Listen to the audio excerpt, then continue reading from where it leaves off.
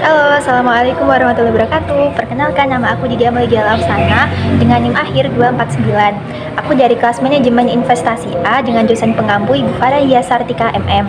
Di video kali ini, saya akan menjelaskan tentang portofolio yang akan saya buat. Nah, yuk simak videonya berikut ini. Nah, oke, jadi diumpamakan di sini saya merupakan seorang manajer bagian operator produksi di perusahaan gudang garam TBK. Dan jenis-jenis investasi yang saya pilih untuk portofolio saya yaitu ada 16 jenis investasi. Untuk jenis investasi yang pertama yaitu saya memilih surat berharga yang diterbitkan oleh Bank Indonesia dengan batas maksimal yaitu 10%. Kemudian untuk investasi yang kedua yaitu ada surat berharga negara dengan jumlah 1.651.992.500 rupiah dengan proporsi sebesar 26,61% dan batas maksimal yaitu 50%. Kemudian untuk investasi yang ketiga yaitu saya memilih tabungan pada bank dengan batas maksimal yaitu 5%.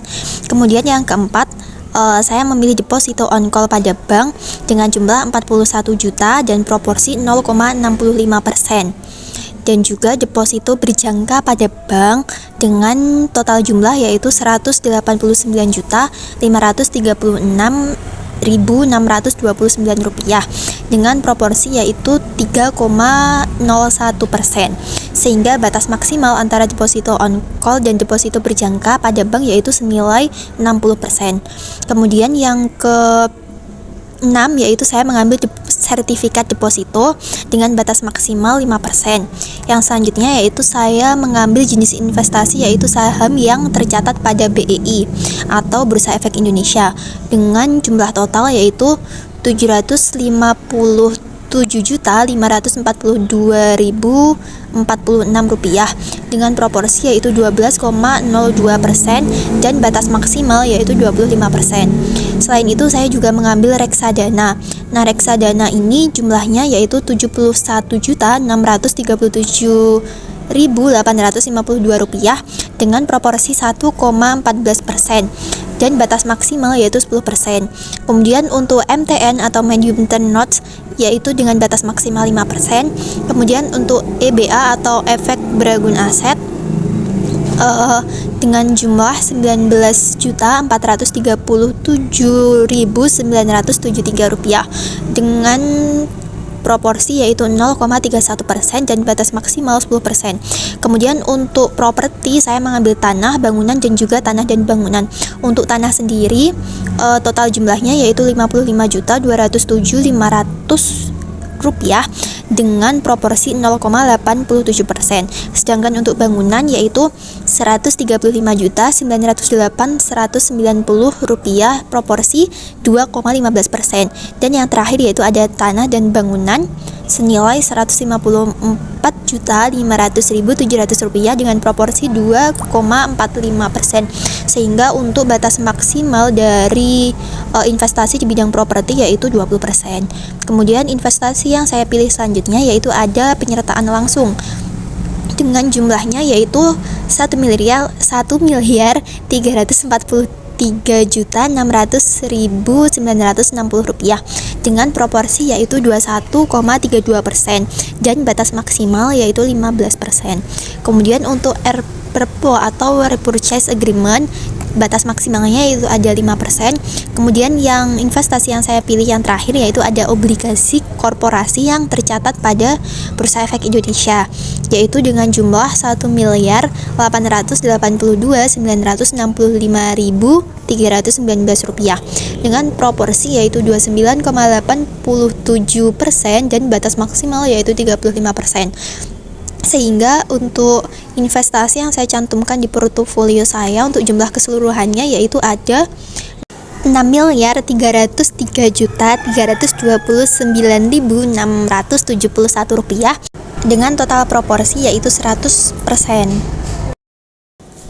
Oke, kemudian selanjutnya yaitu ada alasan saya kenapa memilih 16 aset tersebut untuk saya masukkan ke portofolio saya.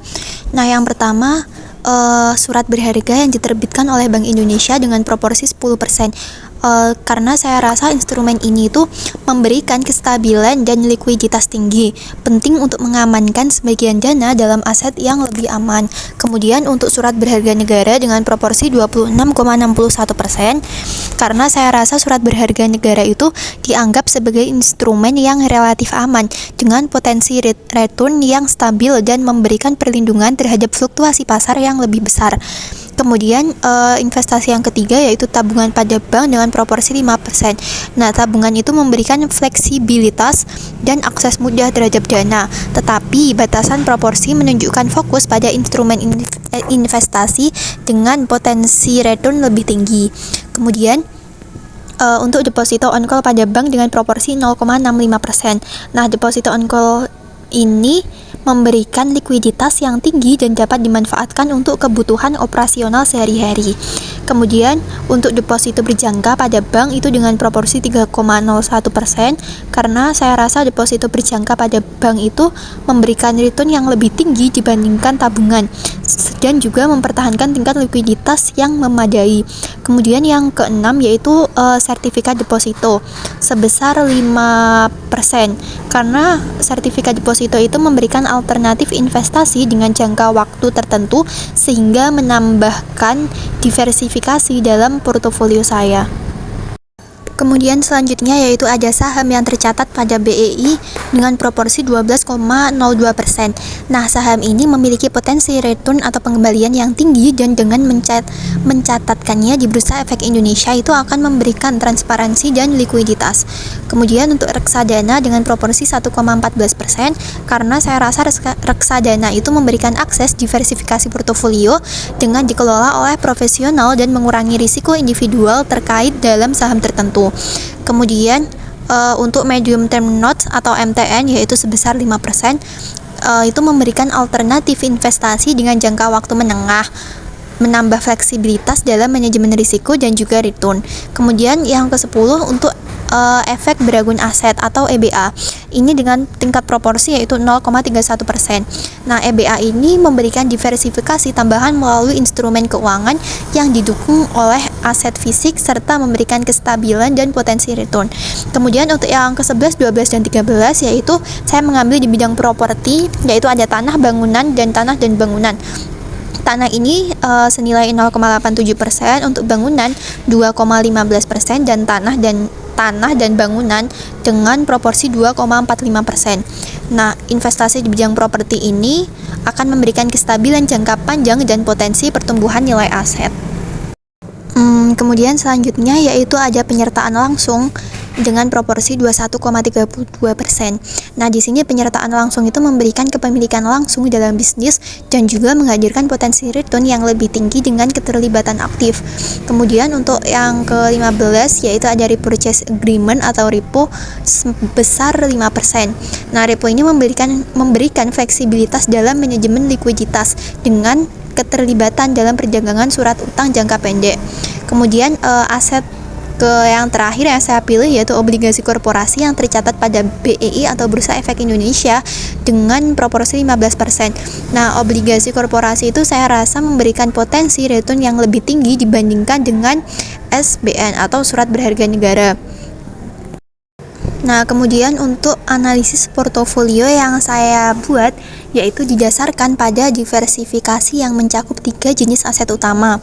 Yang pertama yaitu obligasi korporasi dengan total proporsi yaitu 29,87%. Nah, saya memilih ini karena memiliki risiko yang rendah dan potensi return yang tinggi, dan juga dengan mayoritas berjangka di atas 5 tahun dan kupon rata-rata di atas 9%, sehingga memberikan stabilitas pendapatan jangka panjang. Kemudian yang kedua yang paling utama yaitu surat berharga negara atau SBN dengan proporsi yaitu 26,21%. Di sini saya memilih itu karena memiliki resiko yang rendah dan juga potensi pendapatan baik hingga jatuh tempo dengan mayoritas berjangka dan kupon rata-rata di atas 9%. Nah, surat berharga negara ini memberikan kesinambungan pendapatan yang diharapkan untuk dana pensiun kelak. Kemudian yang terakhir yang paling utama yaitu ada penyertaan langsung dengan tingkat proporsi yaitu 21,32%. Nah, meskipun melampaui batas penempatan pada saham, saya memilih ini karena penilaian kembali berkala setiap 3 tahun sekali, sehingga ketidaksesuaian inilah telah dilaporkan ke Otoritas Jasa Keuangan atau OJK dan menunjukkan transparansi serta kepatuhan regulasi. Nah, jadi total investasinya itu dari obligasi yaitu 29,87%, kemudian SBN atau surat berharga negara yaitu 26,21%, kemudian untuk PLPS yaitu 21,32%, sehingga kalau ketiganya ditambah yaitu 77,4%. Nah, pemilik dana pesangon itu berusaha mencapai keseimbangan resiko reward dengan memilih kombinasi investasi yang mencakup instrumen dengan risiko rendah dan juga potensi return yang lebih tinggi. Kemudian untuk keberlanjutan pendapatannya yaitu fokusnya pada instrumen berjangka panjang dan juga kupon di atas 9%, karena menunjukkan perhatian pada keberlanjutan pendapatan yang krusial untuk memenuhi kewajiban dana pesangon. Kemudian untuk transparansi dan kepatuhan regulasi, itu pelaporan ketidaksesuaian pada penempatan penyertaan langsung menunjukkan komitmen pada transparansi dan kepatuhan regulasi, memitigasi potensi risiko terkait peraturan investasi. Nah, yang terakhir yaitu ada kesimpulan atau hasil akhir investasi berdasarkan portofolio yang sudah saya buat. Dengan yang pertama yaitu rata-rata nilai wajar investasi dengan nominal 6.379.989.135 rupiah. Untuk hasil investasi bersihnya yaitu ada 13.962.984.899 rupiah. Jadi hasil investasi berdasarkan portofolio investasi saya yaitu rata-rata nilai wajar dibagi dengan hasil investasi dikali 100%, sehingga mendapatkan total nilai yaitu 0,20%. Nah, mungkin itu yang bisa saya sampaikan. Kurang lebihnya mohon maaf. Terima kasih dan semoga bermanfaat. Wassalamualaikum warahmatullahi wabarakatuh.